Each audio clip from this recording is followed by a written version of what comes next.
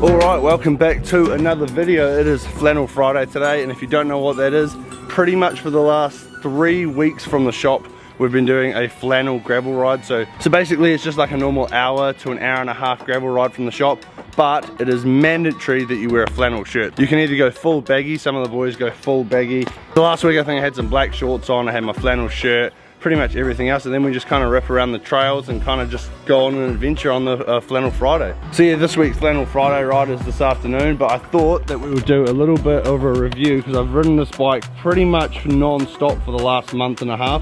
I thought it's pretty much time that I give it a little bit of like a 5 things I love about this bike review.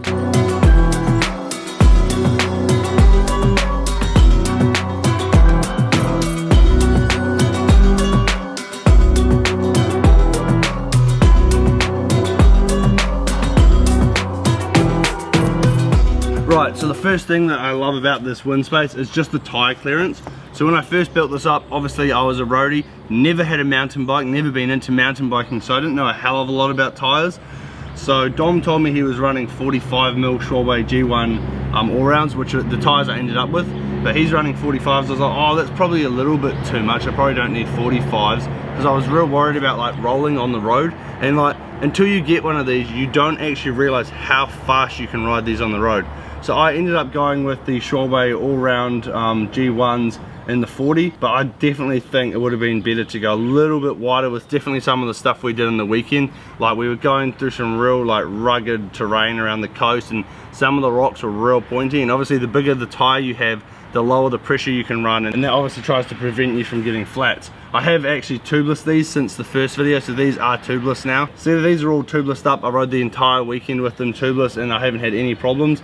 I weigh about 88 kgs at the moment, and I've been running them at just under 40 psi, which is just crazy to me, especially coming from a road background with tubeless that you know pump up to like 100 psi. But yeah, the tyre clearance on this bike, as you can see, that's a 40mm tyre, and there is just so much room left in there. You could easily, I'm pretty sure these are fit for 650B as well if you wanted to go that crazy. But my plan is, obviously you can see the tyre clearance down the bottom there. I can still fit my entire hand in there, and then at the top of these stays, you know, there's just bucket loads of clearance to it, and I'm still on 40s, which aren't small tyres, and I've just got so much clearance left. So the plan is to get some of the WINSPACE Loon gravel wheels eventually, and then I'm going to put the Shoreway G1 all-rounds, the same tyres as these, but I'm going to put the 45s on there because Dom rolls them and they seem pretty nice. They look real cool because they're super wide, and I just think they'll be a little bit better for some of the stuff that I want to do in the future. Right, so the second thing I love about this bike is just disc brakes in general. Like I've obviously been from, I have my Scott Foil rim brake, I've got my Cannondale Super 6 rim brake, I've got my Giant Trinity rim brake, I had my Chapter 2 rim brake, and every bike I've ever ridden has been a rim brake, other than like a few mountain bikes I've borrowed, and like the 5 bikes I've got in my collection at the moment, they are all rim brake up until this G2, and this was the first bike I'd actually jumped on like the disc bandwagon, because obviously that's the only thing it's compatible with. So I ended up going for the GRX DR2 group set because I just thought it was sick. I made a video pretty much a year ago riding Gordon McCauley's gravel bike. I think it was the 3T Exploro, and it had this group set on it, and pretty much I was just blown away with how comfortable the hoods are. They're just so comfortable, they just grip your hands, and I can see that they would just be perfect off-road. But yeah, I always used to have the roadie argument of being like, I've had my rim brakes for so long, I've been down multiple descents, I've been over 100 kilometers an hour on my rim brakes, and I've never had a problem with braking. But you don't really realize the difference between disc and rim until, I think it was 2 weekends ago, I made a video and we went out and like did a course recce of like one of the Trust House races. So I rode this bike on Flannel Friday. We did an hour and a half on the disc brakes, all around Marston, up and down some little climbs and stuff. And then the next day we're going down a gravel descent on the way to Pongaroa, and I went to pull on my brakes and it just felt like nothing happened. And it was at that moment I was like, wow, these disc brakes are just so powerful.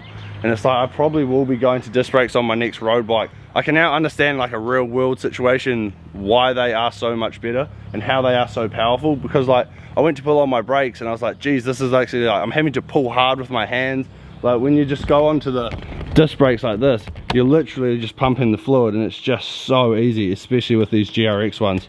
But yeah, that's the second thing I love about this bike, is just the fact that it's got disc brakes, and I kind of wish my road bike had them now. Alright, and the third thing is just the comfort of the frame, just the specific design they've done to make this a comfortable gravel bike. It's so much different to my road bike. The forks actually flare out on more of an angle, and that's obviously just like to dampen the road and just make it a lot more comfortable.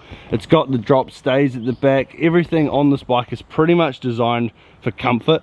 It's got a super narrow down tube, but it's also super long, and I'm pretty sure on the website they say that's also for road dampening, and obviously just to absorb all the rocks and everything. But yeah, if you watched my last video, you saw that I pretty much rode this for an entire day. I had a 7-hour gravel ride around the coast, and I was still super comfortable. It wasn't my comfort level that made me crack in the end. Obviously I've only done 2,200 kilometers this year, all up. That's all up, all the way. It's almost November and I've barely ridden this year.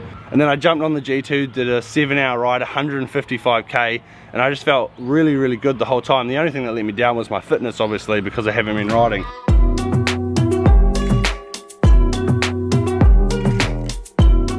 Right, and number 4 is what I'm pretty excited about for the summer. It's obviously bike packing, and that's why I've got the bags on there at the moment. So just the amount of bike packing options that this G2 comes with is just insane. On the down tube alone, you've got 1, 2, 3, 4, 5, 6 bolt holes. So you can pretty much get almost 2 bottle cages in there, or if you want to put a bag on there, you can. There's 3 bolt holes up the seat tube as well, and then moving on to the forks, you've got 3 on there. So if you wanted to put a full frame bag in here, you could take these bottle cages out and then put them onto your forks, because they've got bottle cage holes on both sides of the fork. And then coming onto the top, you've got 3 on here as well to put another little bag there.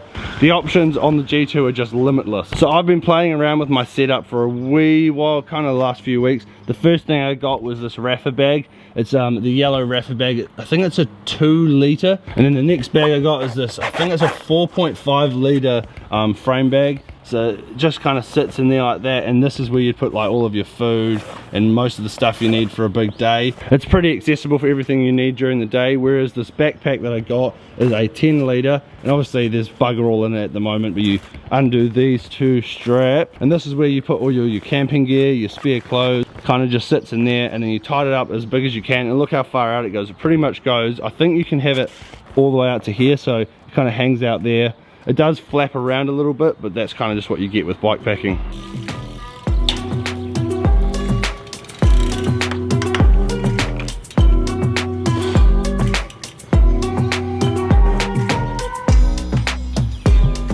Alright, and the final thing that I love about my G2, and it's not really specific to the GT, more to just like gravel bikes and adventure bikes like this, is just the sense of adventure it gives you. Basically, ever since I got this bike, there's like a thing on Premium Strava, if you've got Strava, which I think most of you probably do. You can go on there, it's like create a route, and you can specifically choose that you want to go on dirt. And I've just been on there pretty much every day sending Dom different routes that I want to do. I want to go around this coast, I want to go around that coast. Do you reckon we can ride from here to here? Do you reckon there's a road there? And especially after not riding for like 8 months since like I had that crash at Southland, I never got to go to America. I kind of lost my mojo for cycling. This has pretty much brung like, you know, 15, 16, 17-year-old Tom back to life. Like I used to just absolutely fiend riding my road bike. I'd ride it anywhere and everywhere. Every weekend I'd be doing hundreds and hundreds of kilometers.